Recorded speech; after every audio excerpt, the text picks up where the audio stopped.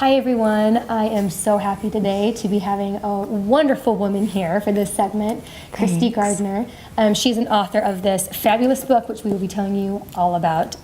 We were talking a little bit before, and it's interesting to me how in line this book is with everything that I'm going on in my life right now. So, thank you for doing this. You're welcome. I'm so excited to be here. So tell us a little bit about yourself. My name is Christie Gardiner. I have 3 kids and a husband, and I am just a mom in the thick of it, like a lot of your readers are, and we're all just doing this together. The best that we can, right? Yeah. Okay, so since you are obviously a working mom, you're a successful author with this first book, you have 3 children. How do you do it all on a day-to-day basis? You know, I don't believe you can do it all. I believe that balance is something that we're constantly trying to achieve, but you're going to be out of whack here or there, and you constantly have to try to bring it back. And that's what I talk a lot about in my book. I do think it's really important that women don't let go of who they are just because we become moms. That is such a good message, though, because I think so many women today have this fear of, if I make this choice to become a mom, or if I become a mom, and how is that going to change me? How is my identity going to stay intact? And how am I going to create this new life in a sense? And so I love that advice. I think that's great. Most people know I started this blog when I was 7 months pregnant. I feel like it was kind of just meant to be, and I felt like it was a passion of mine, but I was terrified because I already had a son and I was having my second, and I was worried about being able to be a mom, work full time, and then take on this new passion. Yeah. So what advice do you give to women who have a passion for something but they're not quite ready to take the jump, or they don't know how to take the jump? Well, here's what I would say. Just jump. Just jump, and jump where you are. Jump with your kids. Jump with your pregnant belly. Jump wherever you are. I was an actor for my vocation for many, many, many years. And when I became a mother, I thought, you know, to be a good mom, this part of me has to be put away. And so I quit, and I did everything that I could to be this good mom. And I did everything exactly right, and dinner was on the table, and the house was spotless, and I became miserable. For 10 years, I stopped doing my acting and my theater and my performing, and I love to sing, and my soul sings. And you know, I would sing with my kids, but they didn't know that whole aspect of my personality. And after my youngest was born, my little boy, I went, what am I doing? Where did that piece of me go, and why? And was that what was intended for me when I became a mom? And I have to say, no, it wasn't. And so I decided to get brave, and it took me many months and many chickening out on auditions. And I would go to these auditions and I'd go, oh, no, I can't do it. All my talent is gone. And after many, many times of doing that, finally, I was like, I am doing this. And I jumped back in, and I took my kids with me. I took 2 of my 3 kids, and we went and we auditioned for a play, and we were cast in the play, and we had this wonderful time. And driving home one night from rehearsal, my daughter said to me, Mom, you are so fun at the play. We love you at the play. And I said, what does that mean? And she said, you're fun, and you talk to people, and you're funny. And I thought, oh my goodness, this is who I am. And my kids haven't even seen that. They haven't seen this essential part of myself. And so I vowed that never again. I wouldn't let that happen ever again. And so we are in plays together, usually 1 or 2 a year, and sometimes I do them without the kids, and sometimes I do them with the kids.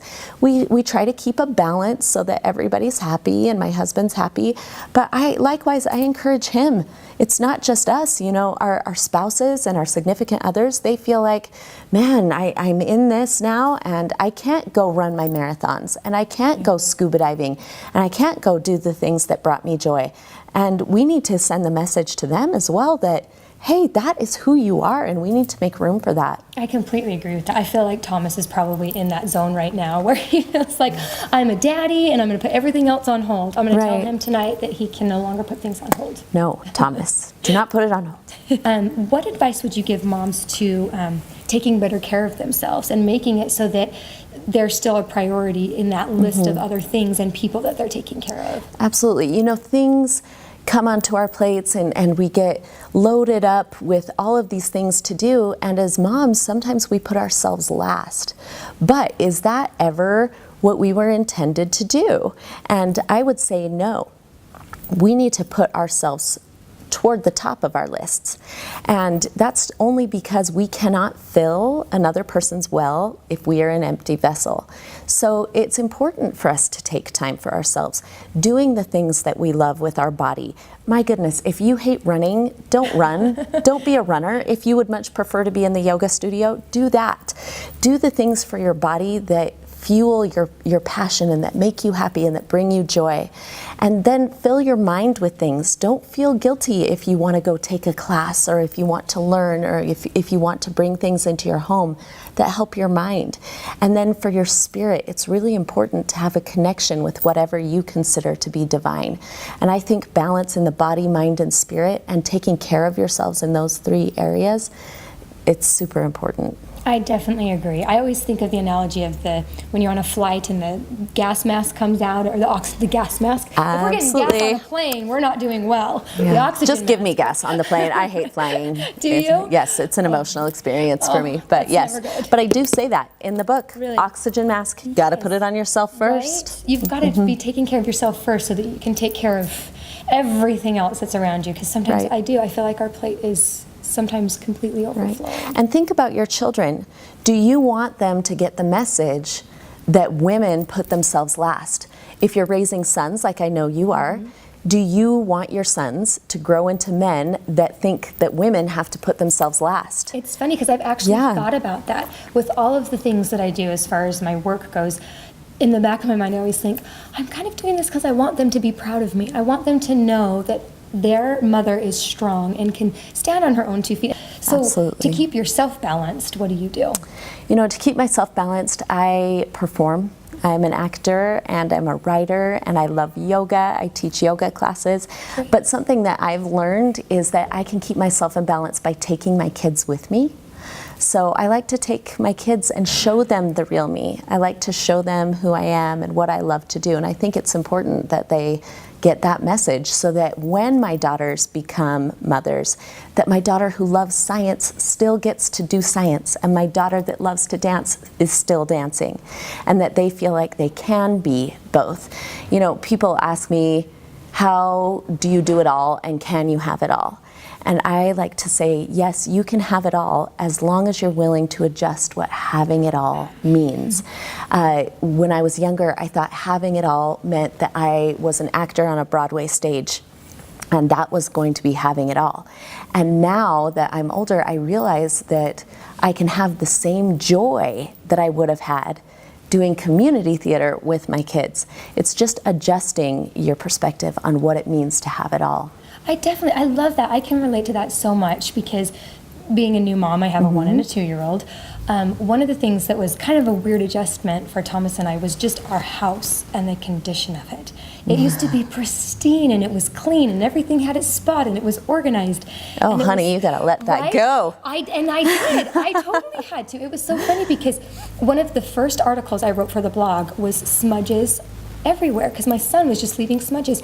And it was funny because my first instinct was, oh, I gotta clean it. But then he took his hand away and I saw the little handprint there and I was like, oh my gosh, that's so perfect. And so, like you said, I had to adjust my frame of mind of what a perfect house now looked like. And so when I see things around the house, like they're little tiny shoes, you know, right next to mine, I think, oh my gosh, this is perfect. My house has children in it that I love. And it definitely is. You have to adjust and kind of change your perception of what that perfect is. I say perfect because I don't think there's such a thing. No, perfection does not exist. Right? Perfection is perfect, not I a thing. always say perfect is boring, right? Yeah. Okay, so tell us about this book. What inspired you to write this book? You know, this book was inspired from something I've heard years in the past, and that was the phrase, "You are the mother your children need." And it came to me when I was having a conversation with a friend. I was learning to clip in on my bike, which if any of you have learned how to clip in on a bike, it can be not a pretty experience. It can be dangerous as well. It can, yeah. I fall over all the time when I'm clipping into my bike. But I was in my driveway with my leg all askew, and a neighbor who is an avid cyclist stopped by. to help me learn how to clip in.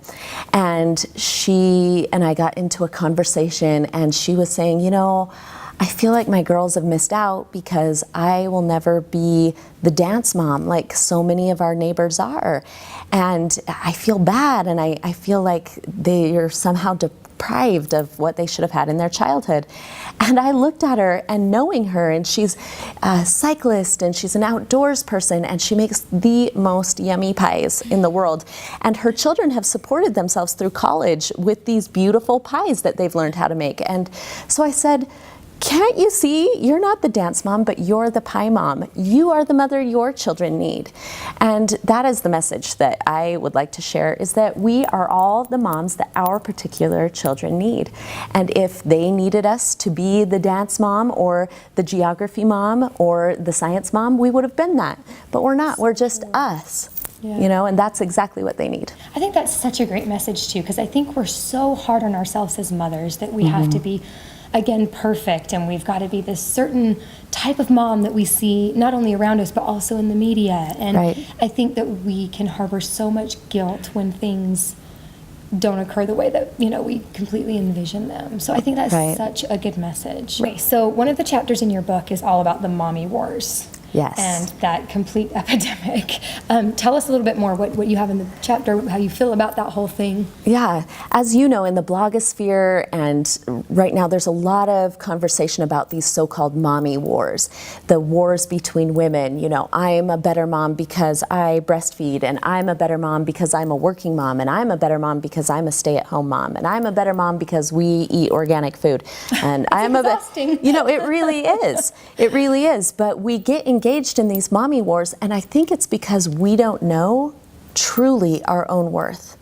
And when we are secure in our own worth, and we know that our worth does not go up and down, that it's just set, then we are confident to be able to say, wow, she is a working mom, and that is awesome for her. That is the mother her children need.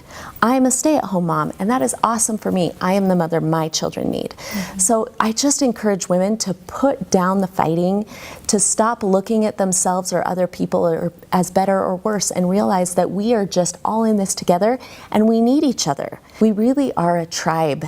And if we can look at that as helping each other, if we can look at life as helping other mothers, and that we're raising our children all together, this next generation of people, and if we can teach these little children how to treat each other by the way that we treat other mothers, I think we'll be a lot happier. I definitely agree. I mean, you're so right. It definitely takes a tribe to raise a tiny human.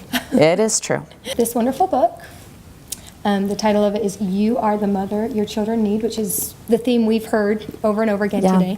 Where can people find this book? People can find this book on Amazon. They can find it at Costco, Walmart, Deseret Books, Siegel Book. Great. Yeah. Great. I highly encourage you to go check this out. Thanks. Like we've been saying, I mean, we all need each other. Anytime you can get a good read that helps inspire you to your greatness, then it's worth it. So I highly, highly recommend you all go find this book. Thank you. And thank you for what you do for women, and telling us that we're all enough, and encouraging us to have beautiful moments in our days and in our lives. Thank you. That's very nice.